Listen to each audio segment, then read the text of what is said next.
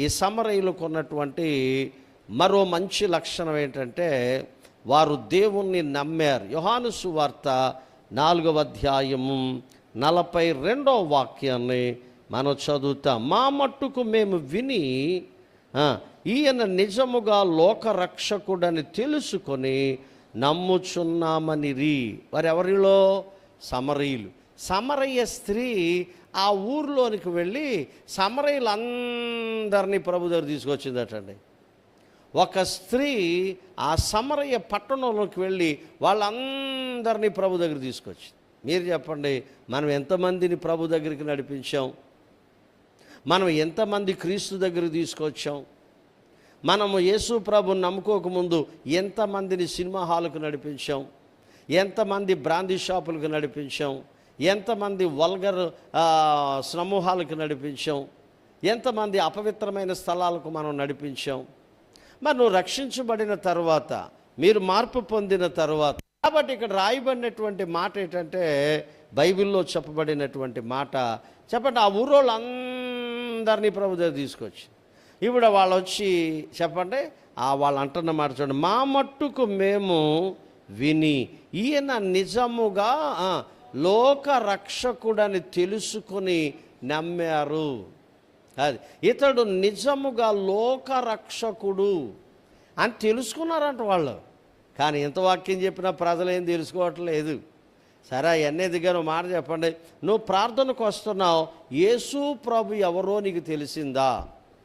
యేసు ప్రభుతో ఉన్నటువంటి శిష్యులు అన్నారు, ఈయనకి గాలియు సముద్రము లోబడుచున్నది, ఈయన ఎవరో అన్నారు. అంటే వాళ్ళకు కూడా సరిగ్గా యేసు ప్రభు అర్థం కాక ఈయన ఎవరో అన్నాడు. అలాగే జక్కయ్య కూడా ఏమన్నాడు చెప్పండి, యేసు ఎవరో అన్నాడు. ఐగుప్తు దేశాన్ని పరిపాలించినటువంటి ఫరో రాజు ఏమన్నా తెలిసిన, యెహోవా ఎవడు అన్నాడు. అంటే చాలామంది ఇంకా తెలుసుకోవట్లేదు. అందుకని బైబిల్లో మంచి అద్భుతమైన మాట చదువుతాం, యెహోవా ఉత్తముడని రుచి చూసి తెలుసుకోండి. మామూలుగా ఎందుకు తెలుసుకోవడం, రుచి చూసి తెలుసుకోండి. అంచేత ఈ సమరయులు యేసు ప్రభుని గురించి ఏమన్నారంటే, ఇతడు నిజముగా లోకరక్షకుడు. మీరు చెప్పండి, యేసు ప్రభు నిజంగా లోకరక్షకుడా? యేసు ప్రభు నిజమైన దేవుడా? ఇర్మియా గ్రంథం 10వ అధ్యాయం 10వ వాక్యాన్ని మనం చదువుతాం. యెహోవాయే నిజమైన దేవుడు. చాలు, యేసు ప్రభు ఎవరట? నిజమైన దేవుడు. అర్థమైందా? ఆయన మహాదేవుడు, రాజులకు రాజు, ప్రభువులకు ప్రభు. చాలామందికి ఈ రోజుల్లో కూడా యేసు ప్రభు ప్రవక్త కదా, నిజమే, యేసు ప్రభు ప్రవక్త. యేసు ప్రభు కుమారుడు కదా, అవును, యేసు ప్రభు కుమారుడే. మరి యేసు ప్రభుని దేవుడు అంటున్నారేటండి?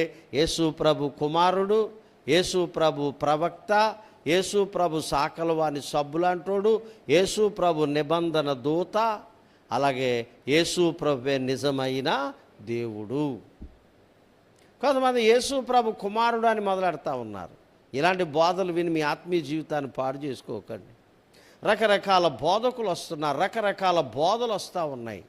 యేసు ప్రభు దైవత్వాన్ని కించపరిచే వాళ్ళు వస్తూ ఉన్నారు. జాగ్రత్త. అందుకని అంచె దినాల్లో నీకు బైబిల్ అవసరమే. దేవుని వాక్యాన్ని బాగా లోతుగా అధ్యయనం చేయడం అవసరమే. ఎనీహౌ, ఏది ఏమైనా ఈయన నిజముగా ఎవరట? లోకరక్షకుడు. ఈయన నిజముగా అయిన దేవుడే కాదు, ఈయన నిజముగా లోకరక్షకుడే కాదు, ఈయన నిజమైన స్నేహితుడు. సామెతల గ్రంథం 17వ అధ్యాయం 17వ వాక్యాన్ని మనం చదువుదాం. నిజమైన స్నేహితుడు విడువక ప్రేమించును, అట్టివాడు దుర్దశలో సహోదరుడుగా ఉండును. యేసు ప్రభు ఎవరట? ట్రూ ఫ్రెండ్, నిజమైన స్నేహితుడు. ఈయన డూప్లికేట్ స్నేహితుడు కాదు, మధ్యలో వదిలేసే స్నేహితుడు కాదు. అర్థమైందా? కొంప ముంచే స్నేహితుడు కాదు, కుటుంబాల్ని నాశనం చేసే స్నేహితుడు కాదు. ఏమండే, మన జీవితాలతో ఆడుకునేవాడు కాదు, వదిలిపెట్టేవాడు కాదు. ఈయన నిజమైన మాట్లాడండి స్నేహితుడు. కాబట్టి